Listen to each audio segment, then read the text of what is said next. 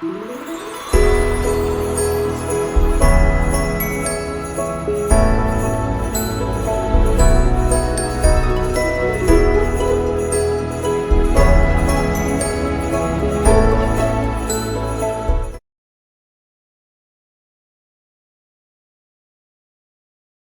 गांव, मिट्टी के घर, धुंध ऐसे फैलती जैसे किसी ने रुई का गद्दा बिछा दिया हो। पीपल के नीचे बुझा सा अलाव, राख में लाल लाल अंगारों की आखिरी सांस। ठंड पहले ही हड्डियों में बैठ चुकी थी, ऐसी ठंड जिसमें सांस बाहर निकलते ही धुआं बन जाए और उंगलियां मुट्ठी होने से पहले ही दर्द से सिहर जाई। गांव के लोग कहते थे, इस बार जाड़ा अलग ही है। और उसी अलगपन के बीच आसमान ने अपना रंग बदलना शुरू किया। पहली बूंद जब गिरी तो वो बूंद नहीं थी, वो एक चेतावनी थी कि अब ठंड सिर्फ ठंड नहीं रहेगी, अब वो कहर बनेगी।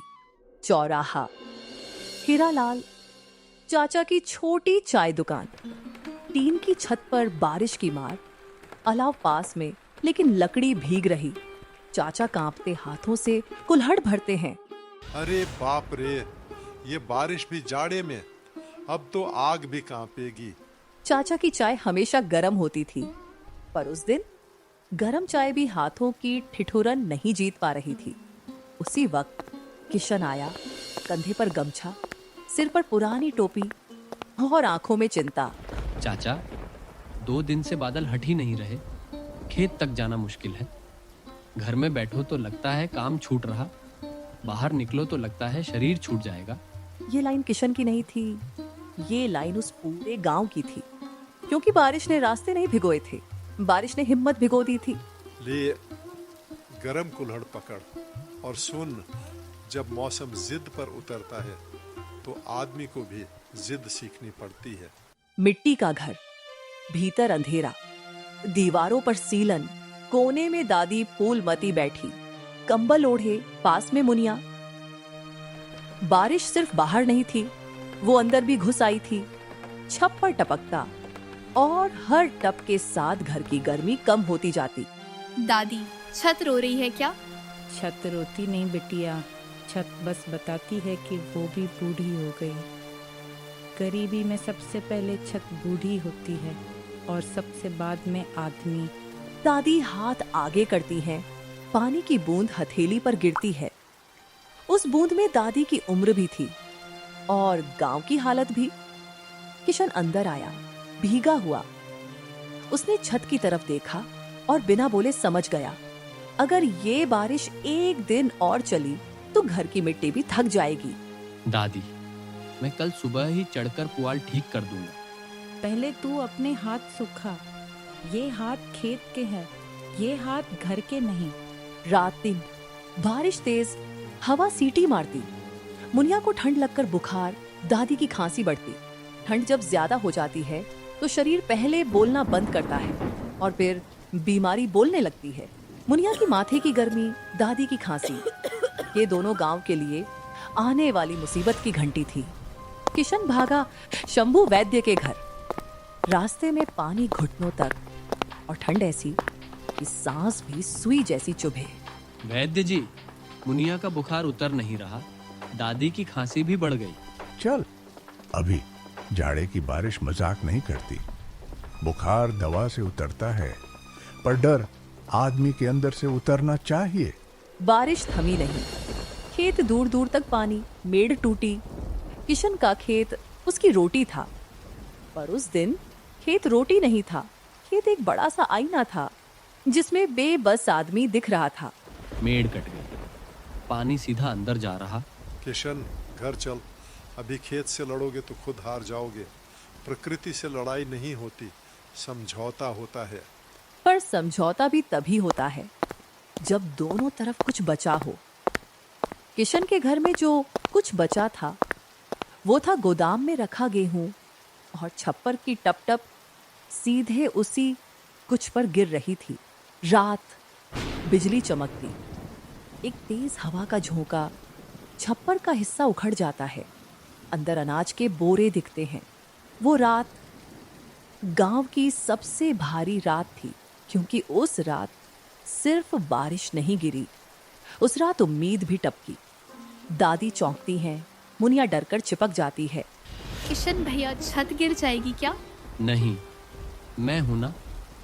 डर को बोलो मत, बस हाथ पकड़ो, डर खुद शांत हो जाता है। अकेला आदमी, भीगती रात और टूटती छत, ये तीनों मिलकर किसी को भी तोड़ दे। पर गांव गांव था, और गांव में जब एक घर की छत टूटती है तो पूरे गांव के कंधे आगे बढ़ते हैं। चाचा ने चौराहे की हवा में एक ही वाक्य फेंका, और वो वाक्य गांव की नींद तोड़कर लोगों के दिल जगा गया। अरे ओ, किशन के घर अनाज भीग रहा, चलो अभी। आज उसके घर पानी घुसा है, कल हमारे घर भी घुस सकता है। किसी ने तिरपाल पकड़ा, किसी ने बांस टिकाया, किसी ने बोरे उठाकर ऊंचे चबूतरे पर रखे। दादी के पास वैद्य दवा रखता है। दादी को काढ़ा देता रहना और मुनिया को ये पत्ती वाला लेप। भगवान तुम्हारा भला करे बेटा। उस रात गांव ने बारिश को नहीं रोका, पर बारिश के बीच हार को जरूर रोक दिया। 2 दिन लगातार बारिश, लोगों के कपड़े नहीं सूखे, दीवारें नहीं सूखी, और सबसे बड़ी बात, मन नहीं सूखा। चाचा, अगर कल भी ऐसा ही रहा, खेत का क्या होगा? खेत फिर उठ जाएगा। पहले आदमी उठे, फिर खेत उठता है।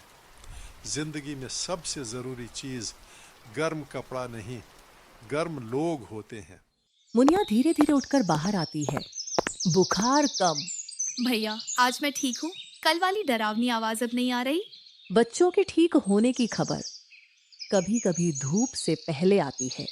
तीसरे दिन, जब गांव के लोग बस इतना सोच रहे थे कि आज भी वही होगा, तभी आसमान ने पहली बार दया दिखाई। बादल हटे नहीं थे, बस थोड़े पीछे हुए थे, और उसी पीछे हटने में एक नर्म सी किरण गांव की मिट्टी पर गिर पड़ी। धूप मिट्टी पर पड़ती, पानी चमकता, जैसे जमीन ने चांदी ओढ़ ली हो। देखा, धूप भी लौट आई, जैसे बेटा परदेश से लौटे। अंधेरा हमेशा नहीं रहता, बस हम थक जाते हैं। आज सच में गर्मी लग रही है। गर्मी हथेली पर नहीं थी, गर्मी अंदर थी, क्योंकि उम्मीद का ताप ठंड से बड़ा होता है।